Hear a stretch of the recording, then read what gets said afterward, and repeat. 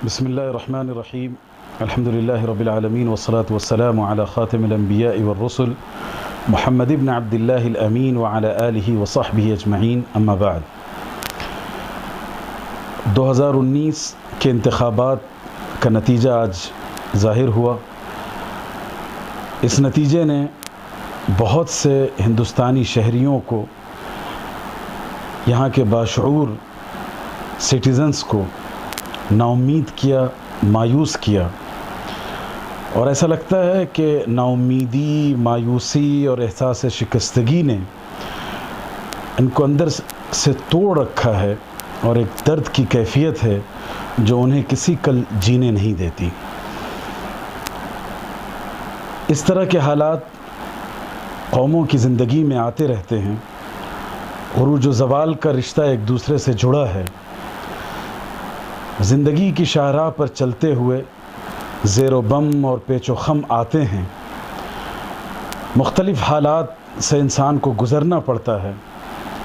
کبھی انسان کامیابی سے ہمکنار ہوتا ہے تو کبھی شکست سے دوچار ہوتا ہے. کبھی ہم نے اپنی تاریخ میں دیکھا کہ فتح کا پرچم ہم نے اپنے ہاتھوں میں تھاما تو کبھی ہم علم عبرت لیے لوٹے. انسانوں کی تاریخ میں، قوموں کی تاریخ میں یہ ایک عام سی بات ہے. ہندوستان کے یہ انتخابات اپنی نوعیت کے بہت مختلف تھے. یہ بات درست ہے کہ یہاں سے ہندوستان کی سیاسی تاریخ کا ایک نیا منظرنامہ شروع ہوگا. یہ بات درست ہے کہ یہاں سے ایک نئی جد و جہد اور ایک نئے اسٹرگل کا آغاز ہوگا. وہ لوگ جو ہندوستان کے قانون پر، انڈین کانسٹیٹیوشن پر، سمویدھان پر یقین رکھتے ہیں، یہاں کے تکثیری سماج پر یقین رکھتے ہیں، انہیں مقابلہ کرنا ہوگا، چیلنجز فیس کرنے ہوں گے فرقہ پرست طاقتوں سے. ان کا سامنا ہوگا ان لوگوں سے جو بھارت کے سمویدھان پر، بھارت کے تکثیری سماج پر یقین نہیں رکھتے. وہ اس ملک کے ترنگے کو کسی ایک رنگ میں رنگنا چاہتے ہیں.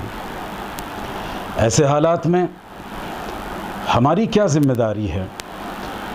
کیا ہمیں ٹوٹ کر اور بکھر کر اپنا نام مٹا دینا ہے، یا ہم ایک باشعور قوم کی حیثیت سے، ایک ایسی قوم جس کا اپنی زندگی کا مشن اور کاز متعین ہو، اس حیثیت سے اس ملک میں زندگی گزارنا چاہتے ہیں؟ یہ وہ سوال ہے جو ہمارے اور آپ کے سامنے ہیں. ان سیاسی نتائج کی بنیاد پر جو ایک مایوسی چھائی ہوئی ہے، جو ایک نا امیدی کی لہر ہے، موجودہ حالات میں ہماری ذمہ داری ہے کہ ہم اپنی قوم کو، اپنے ملک کے باشعور شہریوں کو اس نا امیدی سے نکالیں، اس قہر اور لہر سے نکالیں، تاکہ ہم ایک کامیاب اور باشعور شہری کا کردار ادا کر سکیں. مجھے قرآن مجید کی ایک آیت یاد آتی ہے. ایسے ہی کسی منظر کشی کی تھی اللہ تعالیٰ نے غزوہ احد کے موقع پر، جب کہ مسلمانوں کو بڑا جنگی نقصان ہوا تھا. 70 صحابہ کرام شہید ہوئے تھے، اور آخر میں پھر جنگ کا کاسہ پلٹا اور مسلمانوں کو فتح ہوئی. اس موقع پر صحابہ اور رسول اللہ صلی اللہ علیہ وسلم کا گروہ ایک وادی تک پہنچا. وہاں کچھ لوگوں نے ٹیرر پیدا کرنے کی کوشش کی. فرمایا کہ الذین قال لهم الناس، وہ لوگ جن سے لوگوں نے کہا ان الناس قد جمعوا لکم، لوگوں کی بھیڑ، تمہارے دشمنوں کا ایک جتھا تمہارے خلاف جمع ہے، فخشوہم، تو تم ان سے ڈرو، تم ان سے لرزو، تم ان کی طاقت کا خوف اپنے اندر محسوس کرو. تو اس کیفیت کو پیدا کرنے کے بعد، اس سچویشن کو کریٹ کرنے کے بعد اہل ایمان کا کیا کردار تھا اور اہل ایمان کا کیا جواب تھا، وہ سننے سے تعلق رکھتا ہے. تو اہل ایمان نے کہا کہ حسبنا اللہ و نعم الوکیل، ہمارے لیے اللہ کافی ہے اور اللہ ہی بہترین کارساز ہے. اور اس سے پہلے اللہ نے کہا فزادہم ایمانا، ان کی اس بات نے، ان کی اس گفتگو نے، ان کے اس خوف دلانے نے اہل ایمان کے ایمان کو مضبوط کر دیا، ان کے ایمان میں اضافہ کر دیا، بجائے یہ کہ ان پر خوف طاری ہوتا، لرزہ براندام ہوتے، ان کا پائے استقامت لرز اٹھتا، اس کے برعکس خوف دلایا گیا تو ان کا ایمان بڑھ گیا۔ آج بے عینی ہی وہی صورتحال ہے۔ میڈیا کے ذریعے سے، الیکٹرانک اور پرنٹ میڈیا کے ذریعے سے، پولیٹیکل پارٹیز کے ذریعے سے، سیاسی جماعتوں کی طرف سے ایک خوف پیدا کیا ہندوستانی مسلمانوں کے ذہن میں، دماغ میں، اور انہیں خوف کی نفسیات کا شکار کرنے کی کوشش کی گئی کہ اب ایک ایسی حکومت برسر اقتدار ہے، ستہ ان لوگوں کے ہاتھوں میں ہے، لیڈرشپ ہندوستان کی قیادت ان لوگوں کے ہاتھوں میں ہے جن کی نگاہ کا کانٹا مسلمان ہیں، جو مسلمانوں کو باعزت طریقے سے اور ایک باعزت یکساں شہری حقوق کے حوالے سے ایک یکساں شہری کا درجہ دینے کو تیار نہیں ہیں۔ لیکن کیا اس طرح کا خوف دلانا، اس طرح کی باتیں کرنا کیا مسلمانوں کے حوصلوں کو پست کر دے گا؟ کیا مسلمانوں کا ایمان اللہ پر، اللہ کی تقدیر پر، اللہ کے بنائے ہوئے منصوبے پر سے ختم ہو گیا ہے، اور آج کے موالی، غنڈے، قاتل، ظالم اور غیر سماجی عناصر جو سیاسی پارٹیوں کا حصہ ہیں، مسلمان ان سے ڈرنے لگیں گے اور یہ لوگ مسلمانوں کے مقدر کا فیصلہ کریں گے؟ یہ ایک سوال ہے ہندوستان کے مسلمانوں سے، ان لوگوں سے جو اللہ پر ایمان رکھتے ہیں، آقا جناب محمد رسول اللہ صلی اللہ علیہ وسلم پر ایمان رکھتے ہیں، جو قرآن و سنت پر ایمان رکھتے ہیں۔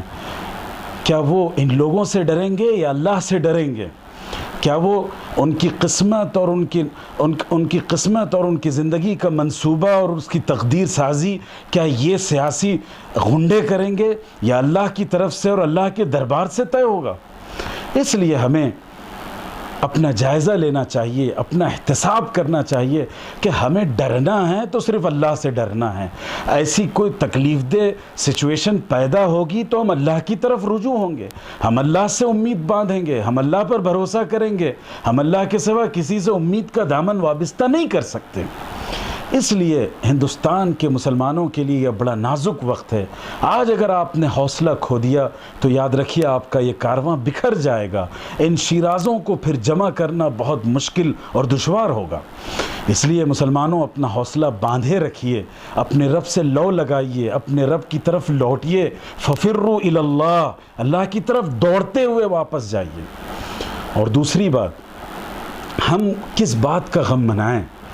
آج اگر کوئی خاص نظریات کے حامل ایک فرقہ پرست طاقت حکومت اور اقتدار پر ہے تو آج سے پہلے جو لوگ تھے کیا وہ ہمارے محسن تھے، ہمارے کرم فرما تھے، ہمارے ساتھ انہوں نے بڑا اچھا معاملہ کیا تھا اور ہمارے حقوق کے لیے انہوں نے جانوں کا نذرانہ پیش کیا تھا، ہمیں عزت دلانے کے لیے، ہمارے قانونی حق دلانے کے لیے انہوں نے کوئی چارہ جوئی کی تھی؟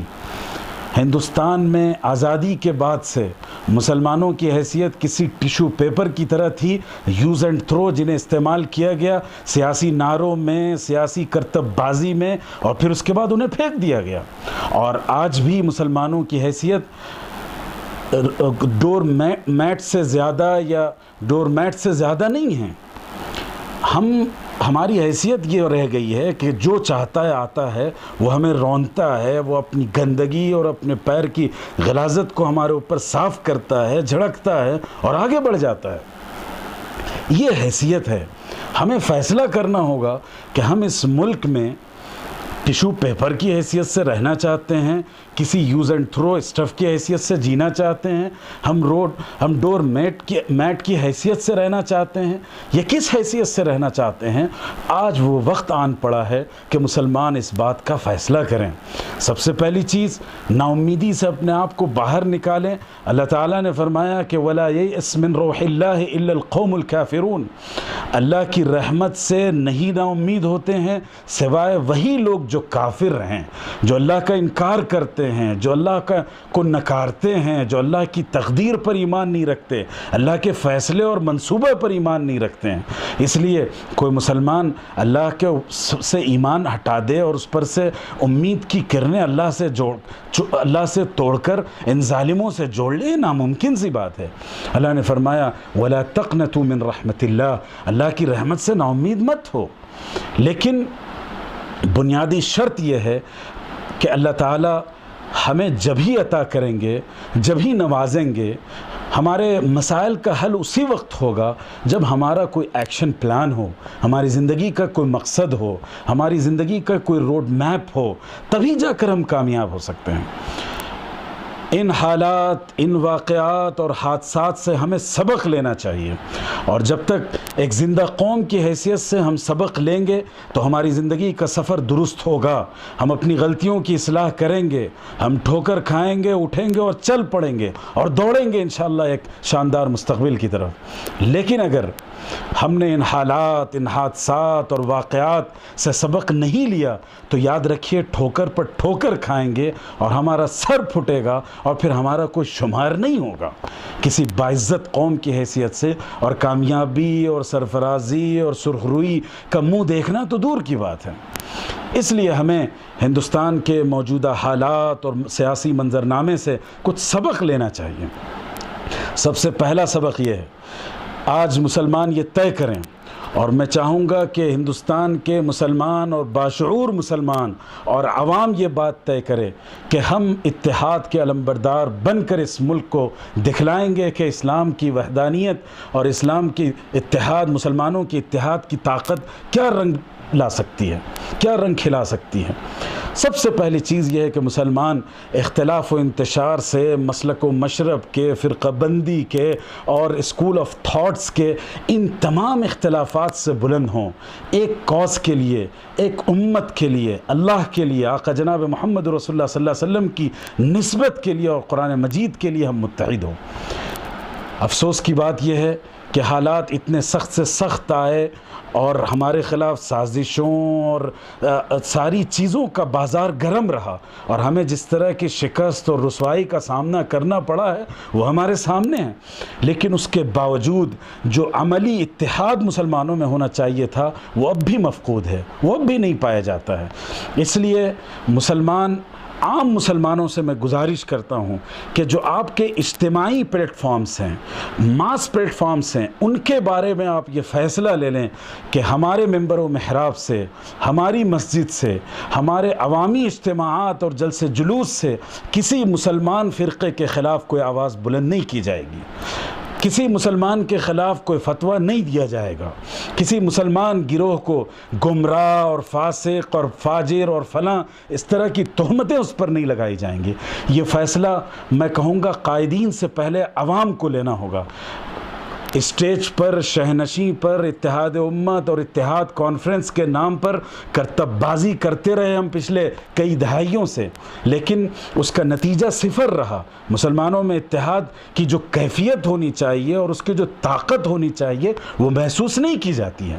اس لیے سب سے پہلا فیصلہ ہمیں یہ لینا ہے کہ ہم ایک متحد امت بن کر اس ملک میں رہیں گے تاکہ اسلامی کاز کو ہم طاقت بہم پہنچا سکیں۔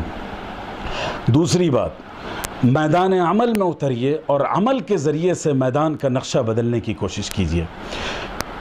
ابھی الیکشن کے نتائج آنے سے 2-4 روز قبل سوشل میڈیا پر بہت سے وظائف گردش کر رہے تھے کہ فلاں وظیفے کا اہتمام کیا جائے، فلاں ذکر کا اہتمام کیا جائے اور فلاں عبادت کا اہتمام کیا جائے اور مسجد میں شب بیداری کی جائے۔ میں سمجھتا ہوں کہ اگر عبادات اور دعا اور وظائف سے پہلے آپ کا کوئی عمل نہیں تھا، کوئی ایکشن نہیں تھا، آپ نے کوئی میدان میں کام نہیں کیا تھا، تو خدا کی قسم یہ وظائف کبھی رنگ نہیں دکھلا سکتے۔ ان وظائف سے کوئی جادوئی تبدیلی نہیں آ سکتی، کوئی معجزہ اور کرامت پیش نہیں آ سکتی۔ یہ اسلام کے مزاج کے خلاف ہے۔ مسلمانوں کو اس فرق کو محسوس کرنا ہوگا کہ امت محمدیہ امت مجاہدات ہے، اور بنی اسرائیل اور پچھلی امتیں امت معجزات تھی۔ بنی اسرائیل کے لوگوں کو بھوک لگی تو ان کے لیے آسمان سے من و سلوہ بھیج دیا گیا۔ وہ جب فرعون کے لشکر نے ان کا تعاقب کیا تو سمندر کو پاٹ کر ان کے لیے گزرگاہ بنا دی گئی۔ وادی تیہ میں بھٹک رہے تھے، انہیں راستہ نہیں مل رہا تھا، ان کے لیے راستہ بنا دیا گیا۔ وہ امت معجزات تھی۔ انبیاء ان کے لیے دعائیں کرتے تھے اور معجزات کے ذریعے سے، میراکلز کے ذریعے سے ان کے کام نمٹا دیے جاتے تھے۔ لیکن آقا جناب محمد رسول اللہ صلی اللہ علیہ وسلم کی 23 سالہ زندگی نبوت اور بعثت کی وہ جدوجہد سے عبارت ہے، اسٹرگل کا عنوان ہے۔ اس میں آپ صلی اللہ علیہ وسلم نے تکلیفیں اٹھائیں، دقتوں کا سامنا کیا، ظلم برداشت کیا، مخالفتوں کو برداشت کیا، خون بہایا، طائف کے میدان میں خون بہایا گیا، میدان احد میں آپ صلی اللہ علیہ وسلم کے دندان مبارک شہید ہوئے، صحابہ کے جانثار قافلے سے کتنی جانیں اللہ کے راستے میں جانوں کا نذرانہ پیش کیا گیا۔ کہیں آپ صلی اللہ علیہ وسلم نے یہ نہیں چاہا کہ دعاؤں کے ذریعے سے فتح خیبر ہو جائے اور بدر فتح کر لیا جائے اور احد فتح کر لیا جائے اور خندق فتح کر لیا جائے، ایسا کبھی نہیں ہوا۔ آپ صلی اللہ علیہ وسلم کا اسوہ یہ تھا۔ آج 7 رمضان المبارک ہے، 17 رمضان المبارک ہے، غزوہ بدر کا یادگار تاریخی واقعہ پیش آیا تھا۔ مسلمانوں کے لیے اس غزوے سے یہ سبق ہے کہ اللہ کے رسول صلی اللہ علیہ وسلم کا مقابلہ ایک ایسی فوج سے تھا قریش کی جو 2/3 تعداد میں بڑھی ہوئی تھی، جن کے پاس ہتھیار تھا، گھوڑے تھے، اونٹ تھے، تلواریں تھیں، اور مسلمانوں کے پاس نہ ہتھیار تھا، نہ تلواریں تھیں، نہ اونٹ تھے، نہ گھوڑے تھے۔ مقابلہ 1/3 کا 2/3 سے تھا، لیکن آپ صلی اللہ علیہ وسلم نے جو بن پڑتا تھا وہ کوشش کی، وسائل اختیار کیے، درخت کی ٹہنیوں کو کاٹ کر تلوار کی طرح انہیں تراشا گیا، صف بندی کی گئی، 313 افراد کے قافلے کو مرتب انداز میں میدان میں اس لشکر کو سجایا گیا۔ جب میدان پورا سج گیا، ساری محنتیں اور اسٹرگل اور وسائل اور پوٹینشل کو یوز کر لیا گیا، پھر اس کے بعد آپ صلی اللہ علیہ وسلم ایک جھوپڑ کے نیچے کھڑے ہو کر دعا مانگتے اللہ سے، اللہ ہمارے بس میں جو تھا، جو بن پڑتا تھا وہ ہم نے کیا، اب آپ کا کام ہے کہ آپ ہمیں مدد کریں، آپ ہمیں کامیابی دلائیں۔ یہ اسلام کا مزاج ہے۔ پہلے اپنی طاقت، اپنی پوٹینشل، اپنی صلاحیت کے اعتبار سے کوشش کیجئے، محنت کیجئے، جدوجہد کیجئے، اسٹرگل کیجئے، پھر اس کے بعد دعا کا اہتمام کیجئے۔ یہ مسلمانوں کا ایک عجیب مزاج بن گیا ہے کہ جب کسی مصیبت اور کسی مشکل کا ہم شکار ہوتے ہیں تو ہم دعائیں اور وظیفہ اور اذکار کا اہتمام کرنے لگتے ہیں، اور ہم عمل سے بالکل آری ہوتے ہیں۔ ہم نے کوئی عمل نہیں کیا ہوتا، کوئی ایکشن پلان نہیں ہوتا، کوئی منصوبہ نہیں ہوتا، گراؤنڈ پر اور زمین پر جا کر ہم کام کرنا نہیں پسند کرتے۔ یاد رکھیے گا، یہ اسلام کے مزاج کے خلاف ہے، اور اگر ایسا ہوتا تو آپ صلی اللہ علیہ وسلم کو 23 سالہ زندگی میں وہ اسٹرگل اور وہ تکلیفیں اور مصیبتیں اور چیلنجز کا سامنا نہیں کرنا پڑتا۔ آپ صلی اللہ علیہ وسلم کی صاحبزادیاں اس راستے میں انہوں نے جام شہادت نوش کیا، یہ قربانی دی، کام کیا، قربانی دی، تب جا کر پھر اللہ سے دعا مانگی اور اللہ نے اس کا نتیجہ دیا۔ اسی لیے ہندوستان میں آپ اگر باعزت شہری کی حیثیت سے، ایک باعزت قوم کی حیثیت سے جینا چاہتے ہیں تو ہمیں اپنا منصوبہ بنانا ہوگا، ہمیں اپنا ایکشن پلان بنانا ہوگا، اور اس کے اعتبار سے ہمیں کام کرنا ہوگا گراؤنڈ پر جا کر، میدان میں جا کر، تب جا کر ہم کامیابی کا رخ دیکھ سکتے ہیں، ورنہ ہم کامیاب نہیں ہو سکتے۔ تیسری بات، جب اس طرح کے حالات ہوں، جب کسی بچے کو تکلیف ہوتی ہے، چوٹ لگتی ہے، تو وہ اپنی ماں کی گود تلاش کرتا ہے۔ آج اس امت کو درد ہوا، اس امت کو ایک ٹھوکر لگی، اسے ٹھیس پہنچی ہے، اسے بھی کسی گود کی تلاش ہونی چاہیے، اسے بھی کسی سہارے کی تلاش ہونی چاہیے، کسی کارنر کی تلاش ہونی چاہیے۔ وہ کارنر کوئی اور نہیں ہے، صرف اور صرف اللہ کی کتاب اور وہ دین ہے، وہ شریعت ہے، اور آقا جناب محمد رسول اللہ صلی اللہ علیہ وسلم کی سنت و سیرت ہے۔ مسلمانوں کو لوٹنا پڑے گا اللہ کی طرف رجوع ہونا پڑے گا، اللہ کے سامنے گرگرانا پڑے گا، اللہ سے ہدایت مانگنی ہوگی، استقامت مانگنی ہوگی، اپنی زندگی کو اس راہ پر چلانا پڑے گا۔ اسی کو قرآن نے کہا فَفِرُّوا إِلَى اللَّهِ، دوڑ پڑو اللہ کی طرف، لوٹو اللہ کی طرف، بھاگو اللہ کی طرف، اس دنیا سے اپنا رشتہ کاٹو۔ کاٹنے کا مطلب یہ ہے کہ جن لوگوں سے ہم نے امیدیں باندھ رکھی ہے، پولیٹیکل پارٹیز سے، سیاسی قائدین سے اور حکمرانوں سے، ان سے اپنا رشتہ کاٹیے، اللہ سے رشتہ جوڑیے، اللہ کے دین کو اپنی زندگی کا حصہ بنائیے، اور پھر دیکھیے وَأَنْتُمُ الْأَعْلَوْنَ إِن كُنتُم مُؤْمِنِينَ، تم ہی کامیاب ہوگے، تم ہی بلند ہوگے، تم ہی سرخرو ہوگے، ان کنتم مؤمنین، اگر تم بامانہ طور پر یہ حقیقی معنوں میں مومن بنتے ہو۔ اس لیے یہ 3 کام ہمیں بنیادی طور پر کرنا ہے اگر ہم ان حالات سے سبق سیکھنا چاہتے ہیں، ان حادثات سے اپنی زندگی میں کچھ تبدیلی لانا چاہتے ہیں۔ سب سے پہلی چیز، نا امیدی سے باہر نکلیے۔ مومن کبھی نا امید نہیں ہو سکتا، اور جو شخص نا امید ہے وہ کبھی مومن نہیں ہو سکتا۔ یہ کافروں کا شیوا ہے، اللہ کو نکارنے والوں کا یہ طریقہ ہے، اللہ پر ایمان نہ رکھنے والوں کا یہ اسلوب اور زندگی کا طریقہ ہو سکتا ہے۔ دوسری بات، ہمیں اپنی زندگی میں اپنا ایکشن پلان بنانا ہوگا، اور اس ایکشن پلان میں سب سے پہلی چیز پورا مسلم سماج یہ طے کر لے کہ مسجدوں کو اور منبر و محراب کو اور عوامی جلسے جلوس کو ہم اس طرح کے کاموں، اختلاف و انتشار پھیلانے کے لیے استعمال نہیں ہونے دیں گے۔ آپ اپنی نجی مجلسوں میں، اپنے مدرسوں میں، اپنی درسگاہوں میں اختلافی مسائل پر بات کر لیں، لیکن عوامی سطح پر اس طرح کے مسائل پر گفتگو کرنے کی گنجائش اور اجازت نہیں ہونی چاہیے۔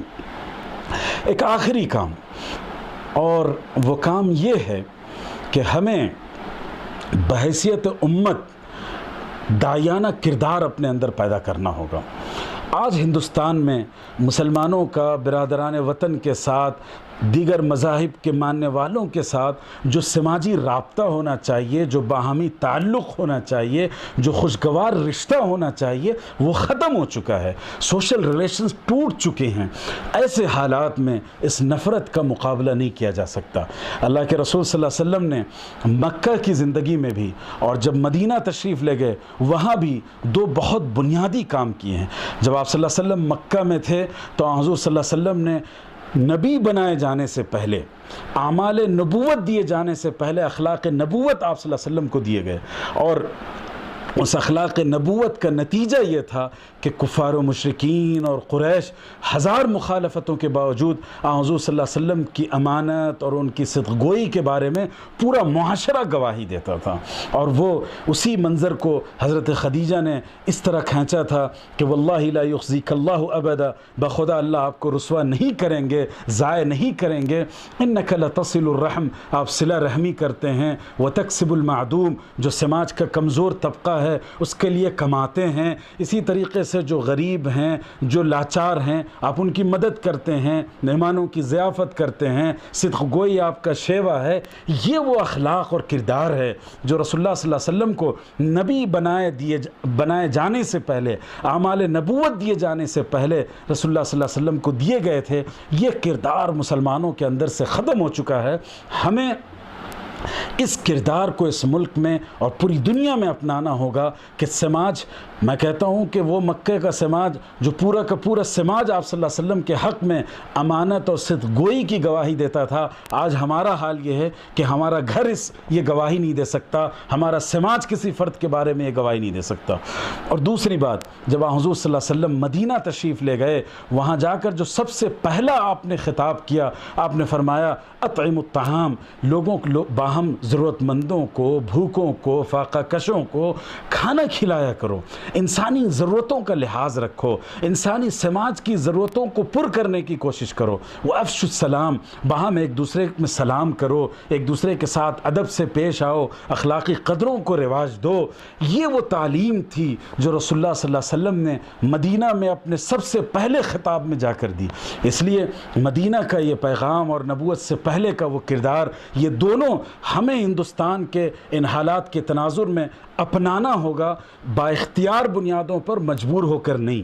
یہ 3-4 باتیں تھیں جن کا ہمیں موجودہ حالات کے تناظر میں اہتمام کرنا ہوگا، ان حالات سے سبق سیکھنا ہوگا۔ اگر اب بھی ہم نہ جاگیں تو یاد رکھیے کہ ہم کبھی کامیابی کا رخ نہیں دیکھ سکتے۔ ھذا وصلی اللہ علی سیدنا محمد وبارک وسلم، الحمد للہ رب العالمین۔